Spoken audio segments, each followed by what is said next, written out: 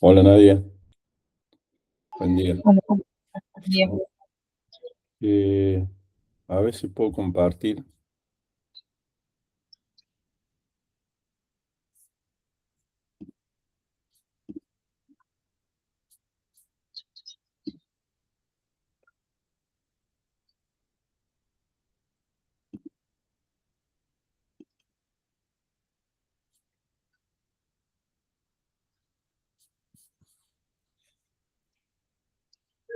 Qué lío que es esto. Sí.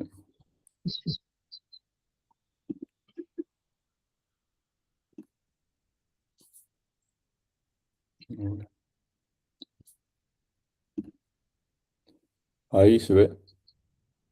No, ahí dejo de compartir. A ver.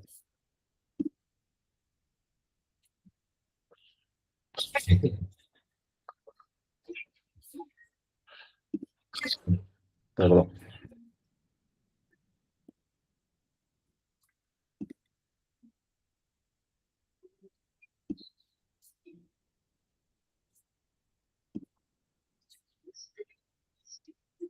Ahí está compartiendo. ¿Sí? Ahí se está viendo, sí. ¿Pero se ve la presentación? Está atrás. Pone el amarillo, ¿no? Ahora. Ahí está. Ahí está. Qué bárbaro.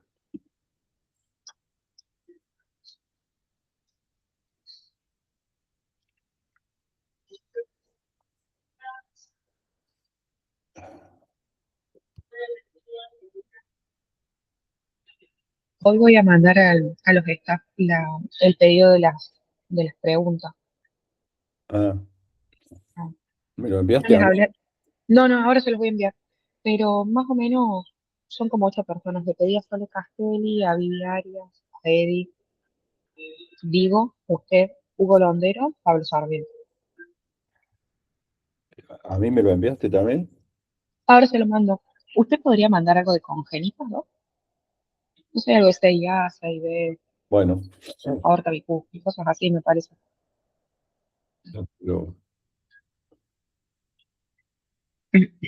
Y, ¿usted piensa que debería pedir algunas preguntas a los de imágenes tipo rezo y cámara gamma?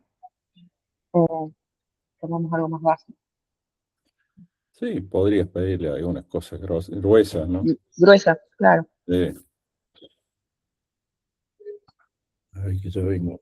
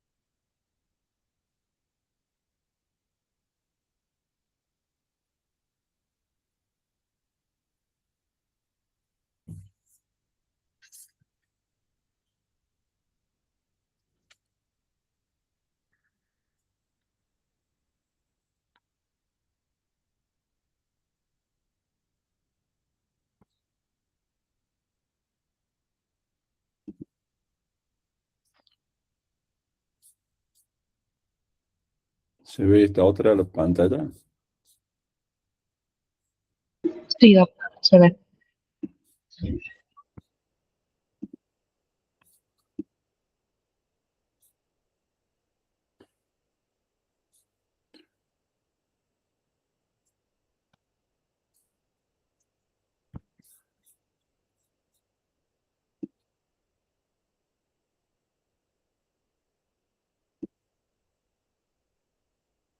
Ahí desapareció, ¿no? Ahí desapareció, sí. Ahí está, Ahí está. ahí está, ahí se ve. Bien. Dame un minuto, doc, que les escribo a los chicos en el grupo. Sí.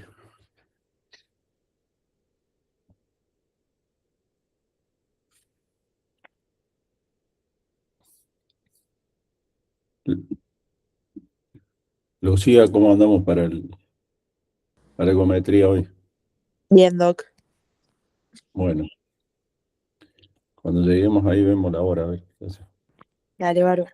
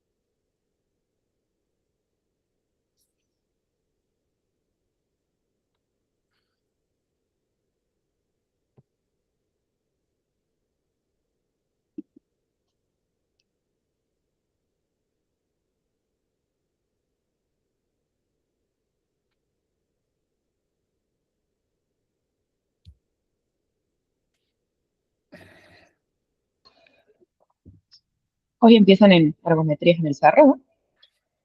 No, no, es que vamos a hacer la ergometría de chiquito que tiene la taquicardia ventricular catecolinérgica.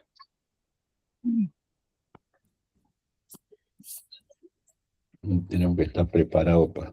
Tienen el carro ahí, ¿no? Sí, Bueno, pero van a ir los de pediatría, según no sé cómo quedaron, Lucía.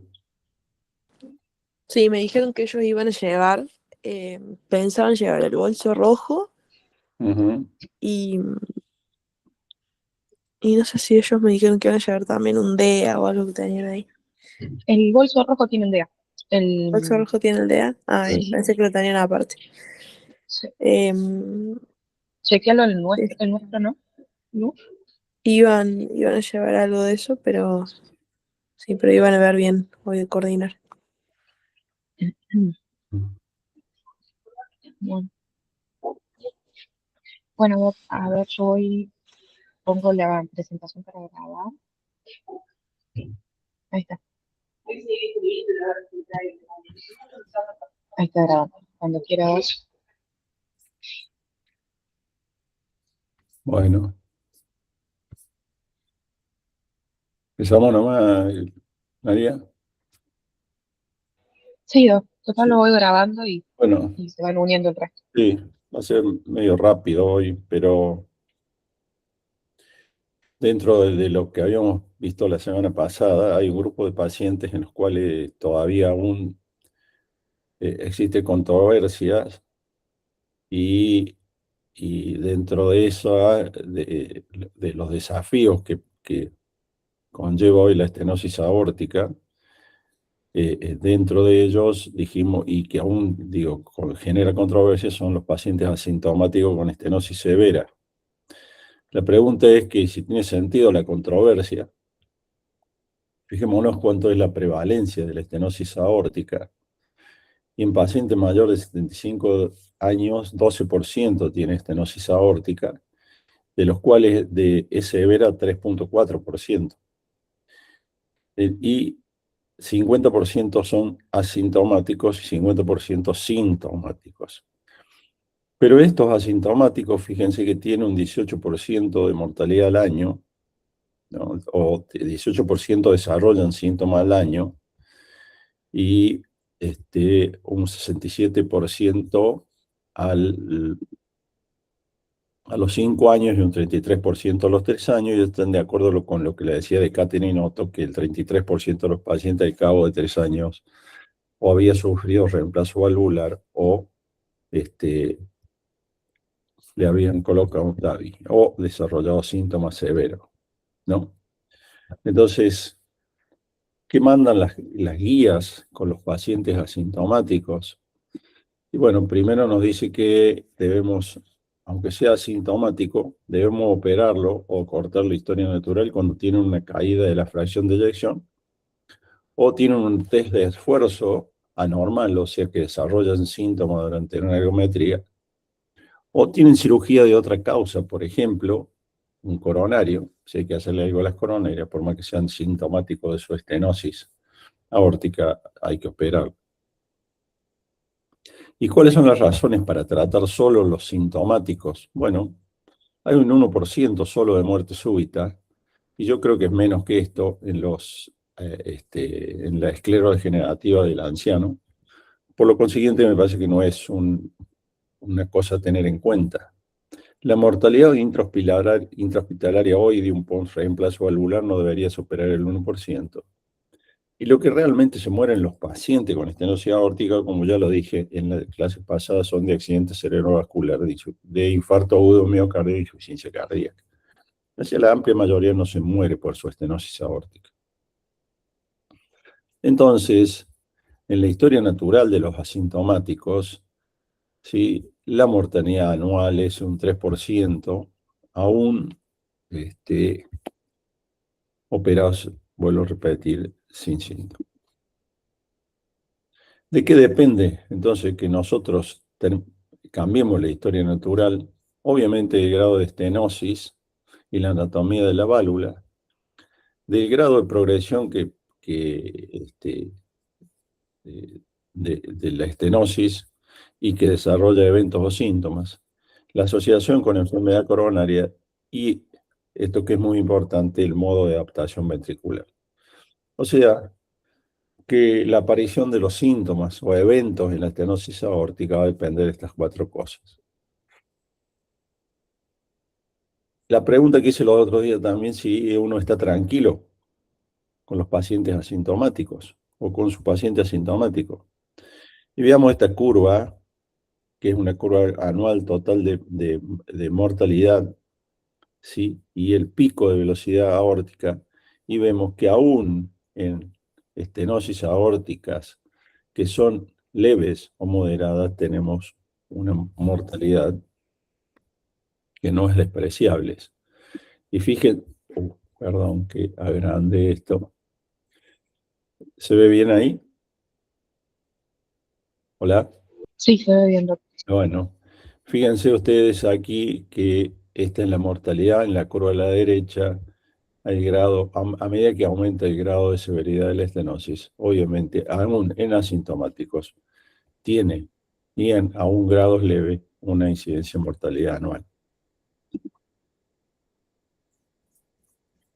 Entonces, realmente los asintomáticos, ¿son asintomáticos los que dicen no tener síntomas? Bueno, el 30% que es sometido a un test de esfuerzo, o desarrolla síntomas, o aumenta 20 milímetros de mercurio y gradiente, y sabemos que este es un signo de mal pronóstico y de aparición de síntomas recientes, o aumenta su presión pulmonar medida a través de la insuficiencia tricúspide a más de 50 milímetros de mercurio.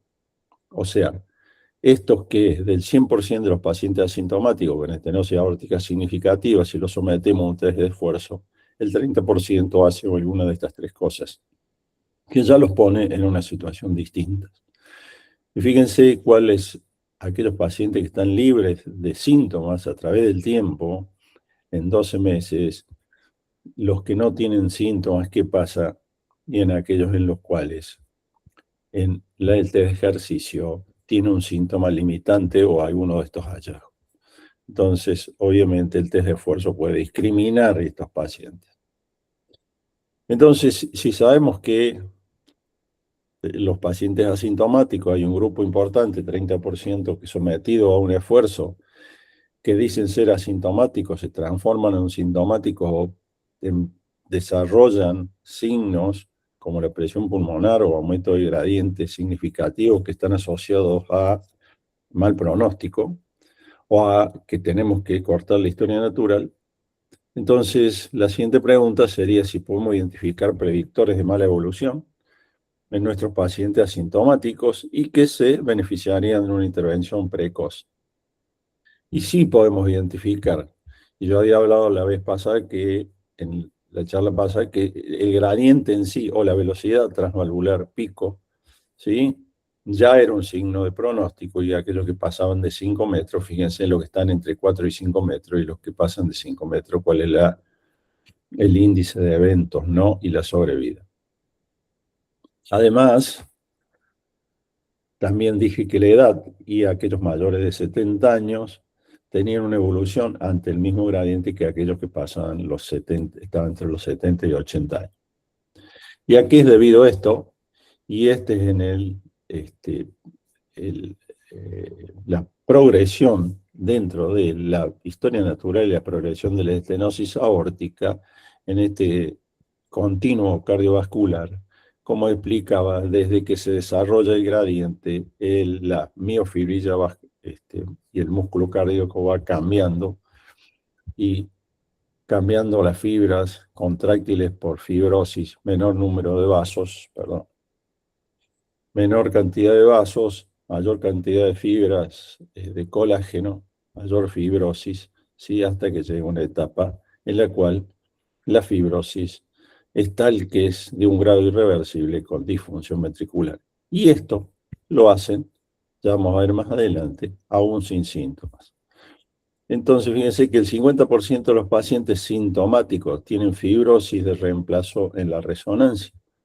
Sintomáticos. El estudio Partner 2, que comparó cirugía OTAVI, vio que estos pacientes que eran sintomáticos y que tenían fibrosis de reemplazo en la resonancia, el 50% no cambiaba su función ventricular. Solo el 30% lo mejoraba, pero un 20% empeoraba su función ventricular. Y acá vemos en esta curva de abajo todas las causas de muerte por grupos, ¿no? Y el porcentaje de sobrevida. Y fíjense en aquellos que tienen un miocardio normal, en aquellos que tienen expansión extracelular o aumento del volumen extracelular, o aquellos que tienen reemplazo por fibrosis. Entonces, ya llevamos tres elementos o herramientas en los cuales nos puede distinguir a pacientes que aún en asintomáticos tienen mala evolución y pronóstico, y dijimos un test de ejercicio, ¿sí? El gradiente en sí mismo y la fibrosis evaluada por cualquier método, ya sea resonancia o por eco a través del strain.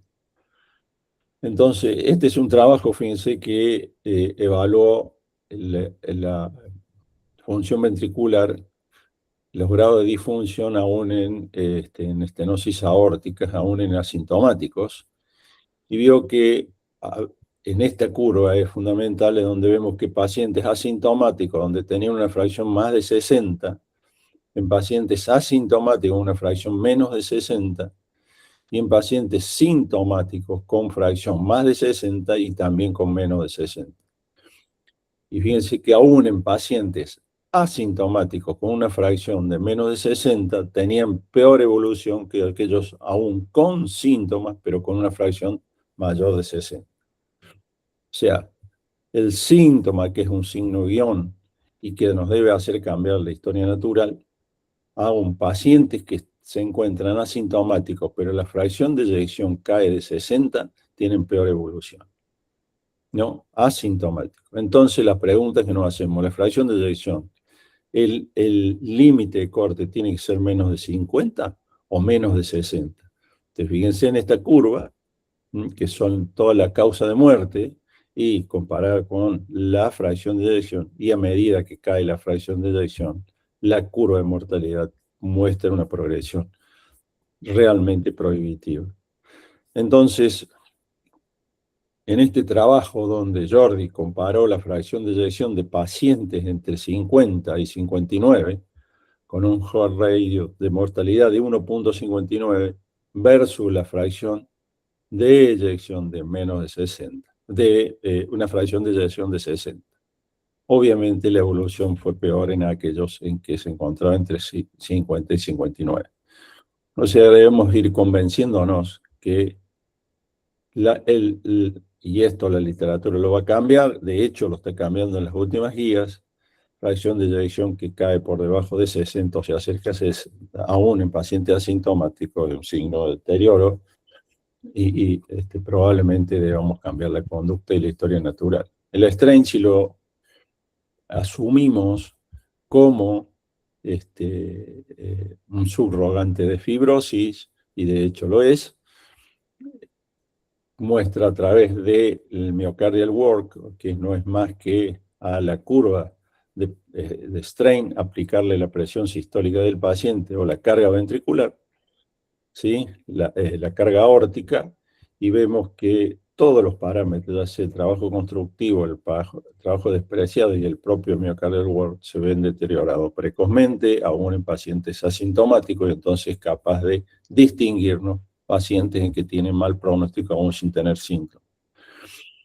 Y este es el trabajo de Veró, en el cual él estadificó la estenosis aórtica, ¿sí?, basado en el daño cardíaco extravalvular.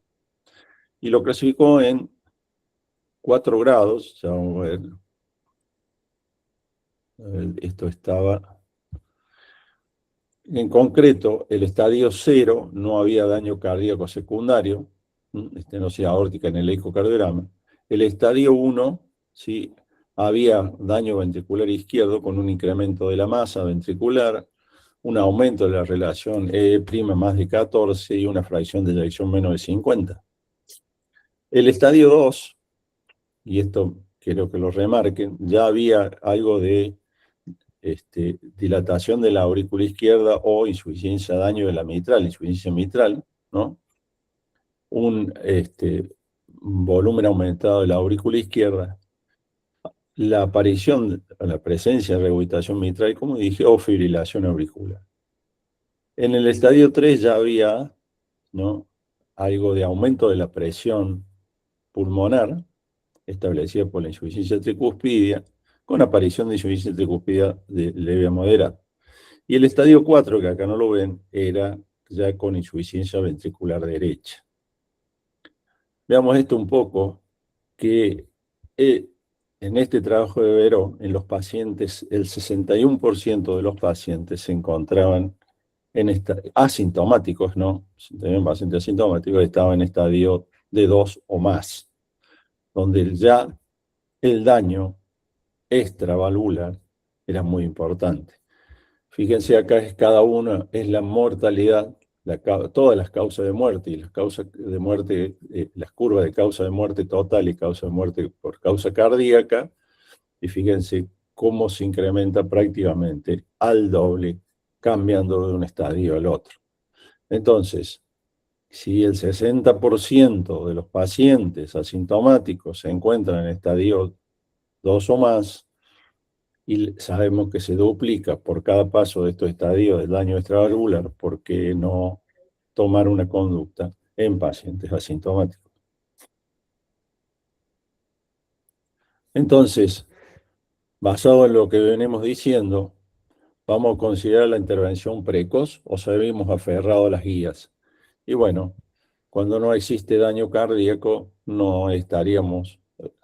Solo existe daño valvular y en pacientes asintomáticos, salvo sea en aquellos grupos que dije que podíamos identificar de riesgo. Pero en realidad lo ideal sería encarar estos pacientes o terminar la historia cuando hay algún daño, cuando existe algún compromiso miocítico, pero todavía con recuperación total de su miocardio, y esto sería el momento ideal. Lo demás, sometidos a cambiar la historia natural, que significa reemplazo Otavio o cirugía, la curva evolutiva muestra esta progresión. Bueno, estos son todos los trabajos, ¿sí?, que muestran la mejor evolución en los pacientes cuando son tomados asintomáticos y operados precozmente, aún en esterosis. Hoy estamos discutiendo estenosis aórtica moderada, aún en asintomáticos, si debemos operarlos o no. Entonces, Braunwald, en una editorial del año pasado, sí, dijo que los pacientes asintomáticos aún que juntaban ciertas características deberían ser sometidos a cirugía. Pero el mismo Braunwald, en el año 1990, escribió una editorial que decía que el tratamiento quirúrgico era la causa más común de muerte súbita en pacientes asintomáticos con estenosis aórtica. O sea, pacientes que lo operaban asintomático, él decía que morían más que si los operaban. Y hoy la cosa ha cambiado y esto. Entonces, ¿tienen todos estos trabajos suficiente peso para hacernos cambiar radicalmente nuestra conducta? Y probablemente la respuesta sea no. Pero debemos estar fijándonos en un grupo de pacientes asintomáticos que merecen resolver el problema antes de que aparezcan los síntomas, porque cuando le aparecen los síntomas, como vimos en las evoluciones anteriores, probablemente estemos en grado de deterioro de la función ventricular que no vuelvan a su estadio clínico anterior. Y bueno, ¿dónde estamos parados? Estamos parados aquí, donde muchos de estos trabajos ya salieron y se publicaron y algunos avalan, ¿sí?, claramente la cirugía precoz de estos pacientes, mientras como el trabajo Partner 3, donde demostró que a los 7 años en los pacientes de bajo riesgo tenía una mayor incidencia de reemplazo valvular. Y estas son enumeradas, que no tiene sentido acá, todos ustedes lo saben, cuáles son los que están en contra de esta decisión de una intervención en pacientes asintomáticos. ¿No?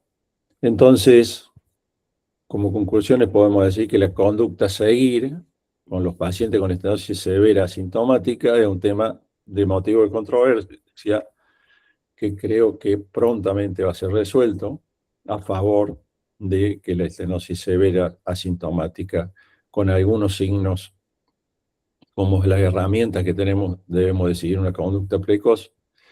En la actualidad contamos con herramientas que nos permiten seleccionar a esos pacientes y existe todavía una razonable tendencia basada en lo que dijimos antes, en un reemplazo precoz antes del desarrollo de las alteraciones estructurales.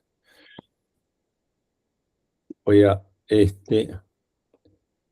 y poner 2 slides más, que son estos dos.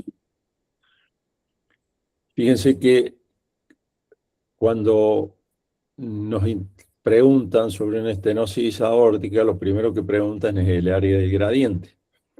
Sí, seguramente este sería el resultante final, pero antes de que lleguemos a un área de gradiente significativo, existe toda esta historia natural, que es el inicio de la lesión valvular, hasta que llega a una lesión valvular severa, una respuesta del ventrículo izquierdo con reestructuración, y ahí sí tenemos un área de gradiente significativo, un área elevada, un área pequeña con un gradiente elevado, lo cual aparecen los síntomas.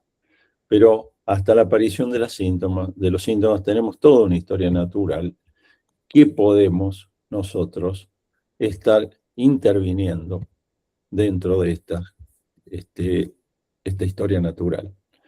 Y dentro de esta historia natural, ¿sí?, que el resultado final es la cifra que a nosotros nos interesa, que es el área gradiente que todos preguntan, va a depender de la válvula en sí, de la respuesta del ventrículo izquierdo y del sistema arterial, como dijimos anteriormente.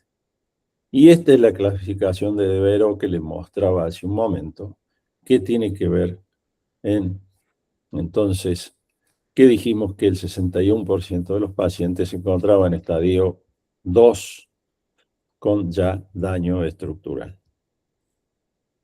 ¿Qué nos dicen las guías?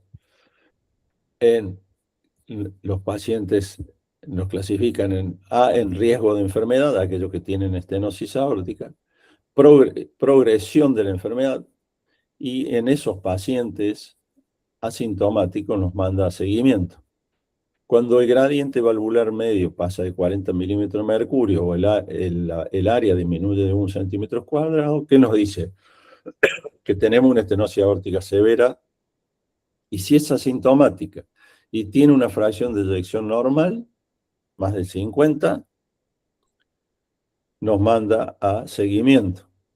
Mientras que si la fracción de eyección es anormal, menos de 50, nos manda a intervenir. Y ya le expliqué en el trabajo de que la evolución es absolutamente distinta si baja de 60 la fracción de eyección.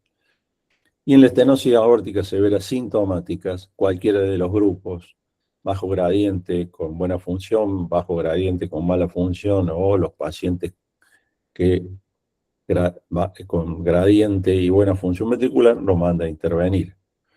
Entonces, realmente, una FEBI normal de más de 50, pero menos de 60, ¿es normal? Esa es la pregunta que tenemos que hacer.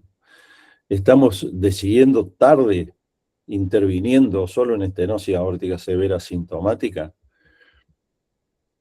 Y bueno, esto es lo que le decía de lo de Veró. Yo creo que Ana Bolena analizó todos estos pacientes y analizó el riesgo por cada grupo y demostró esto, que prácticamente se duplicaba a medida que avanzaba el daño estructural no extravalvular, ¿no?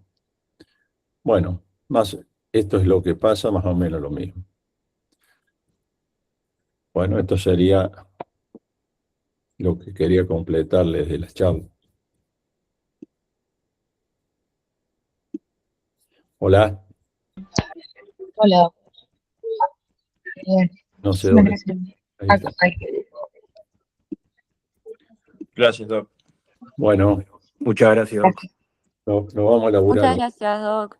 Gracias, Doc. Chao, chao. Chau, chau.